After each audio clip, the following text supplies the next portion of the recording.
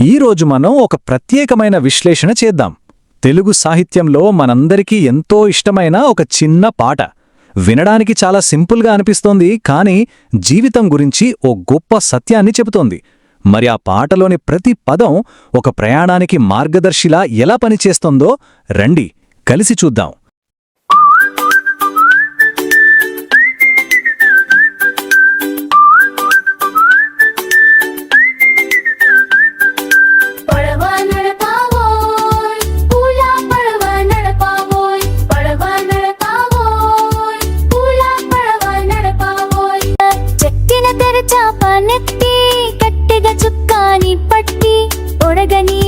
సురగనీక తరగల పెట్టేలిపోవా పడవా నడపావోయ్ పూలా పడవా నడపావోయ్ పడవా నడపావోయ్ పూలా పడవా నడపావోయ్.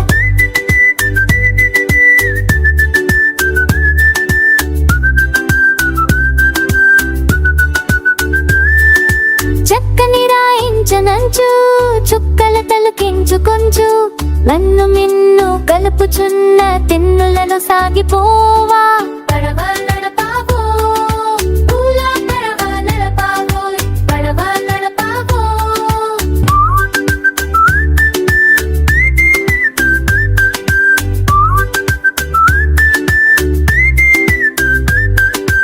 ఊరు దాటి ఏడు దాటి కడలు నాలుగు కడలు దాటి చీకు చింతలేని వింతలో కానికి చేరుడంట పడవా నడపావోయ్ పూలా పడవా నడపావోయ్ పడవా నడపావోయ్ పూలా పడవా నడపావోయ్ పడవా నడపావోయ్ పూలా పడవా నడపావోయ్ పడవా నడపావోయ్ పూలా పడవా నడపావోయ్ పూలా పడవా. చూసారా, ఈ ఒక్క పిలుపుతోనే అంతా మొదలవుతుంది. ఇది ఏదో మామూలు వాక్యం కాదు, అదొక శక్తివంతమైన ఆజ్ఞ. మన జీవిత ప్రయాణాన్ని మొదలుపెట్టమని ఇచ్చే ఒక బలమైన పిలుపు. అవును, ఈ ఒక్క సింపుల్ కమాండ్తో అలల మీద చుక్కల కింద చీకు చింతాలేని ఓ లోకం వైపు మన ప్రయాణం మొదలవుతుంది. అంటే ఈ పాట కేవలము గీతం కాదన్నమాట. జీవితం, పట్టుదల, ఆశ వీటన్నిటితో నిండిన ఒక అద్భుతమైన కథ ఇది. సరే, మరి జర్నీలో మనకెదురయ్యే ఛాలెంజెస్ ఏంటి? మనకు దారి చూపించేదేంటి? చివరికి మనం ఎక్కడికి వెళ్తాం? రండి వీటన్నిటి గురించి తెలుసుకుందాం. సరే, మన ప్రయాణంలో మొదటి ఘట్టం అలలపై ప్రయాణం. ఏ గొప్ప ప్రయాణమైనా ఫస్ట్ స్టెప్తోనే కదా మొదలయ్యేది. మరి ఈ పాట ప్రకారం ఆ మొదటి అడుగు ఎలా ఉండాలి? ఆ అలలతో మన పోరాటం ఎలా మొదలవుతుందో ఇప్పుడు చూద్దాం. ఇక్కడ మనం గమనించాల్సిన ఓ ముఖ్యమైన విషయం ఒకటుంది. ఈ ప్రయాణం ఏదో ఊరికే వెళ్ళాలి అనే కోరికతో మొదలవదు. ఒక నిర్దిష్టమైన యాక్షన్తో, అంటే పనితో మొదలవుతుంది. ఊరికే కలలు కనడం కాదు, పని మొదలు పెట్టాలి. అదే ఈ పాటలో ఉన్న అసలు పాయింట్. అందుకే చూడండి, ఈ పాట ఊరికే స్టార్ట్ చేయి అని చెప్పి వదిలేదు. ఎలా స్టార్ట్ చేయాలో కూడా క్లియర్గా స్టెప్ బై స్టెప్ చెప్తుంది. ఫస్ట్, చుట్టిన తెరచాపని పైకెత్తాలి. నెక్స్ట్, చుక్కానిని గట్టిగా పట్టుకోవాలి. ఆ తర్వాతే అలలపై తేలిపోవాలి.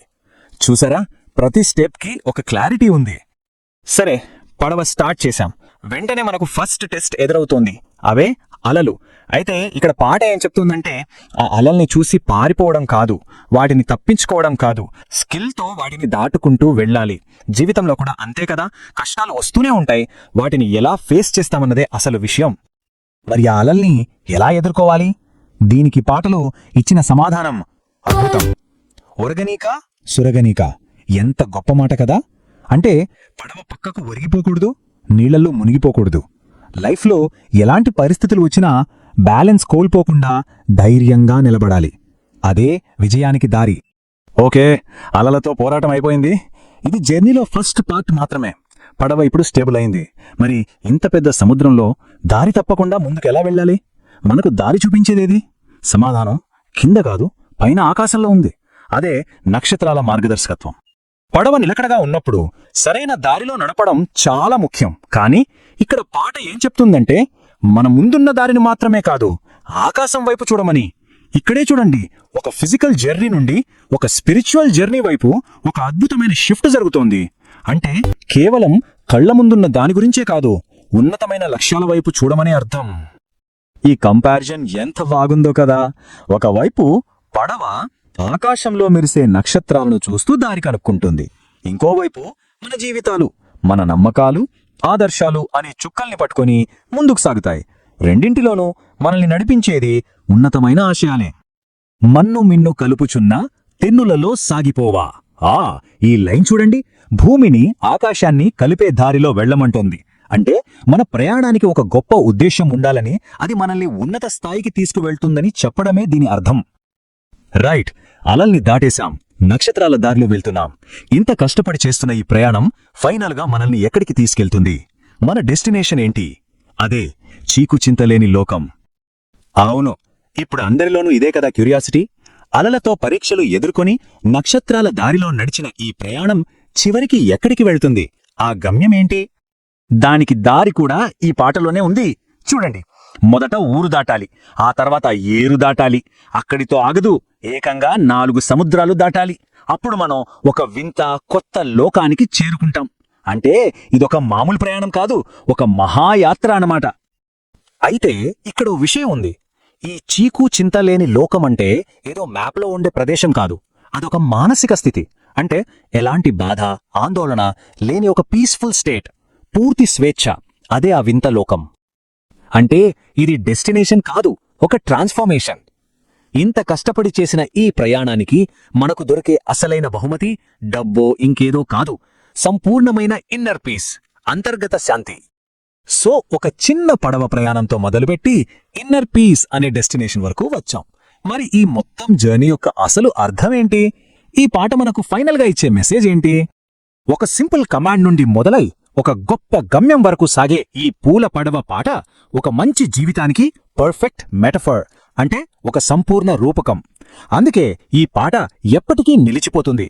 జీవితాన్ని ఎలా జీవించాలో చెప్పే ఒక టైమ్లెస్ గైడ్ ఇది కదా. ఒక చిన్న పాటలో ఇంత జీవిత సారాంశం ఉండటం నిజంగా అద్భుతం. మొత్తం మీద ఈ పాట మనకిచ్చే ప్రధాన సందేశం ఏంటంటే, ఫస్ట్ ఆలోచించడం కాదు, పని మొదలు పెట్టాలి. సెకండ్, వచ్చే ఛాలెంజెస్ను ధైర్యంగా ఎదుర్కోవాలి.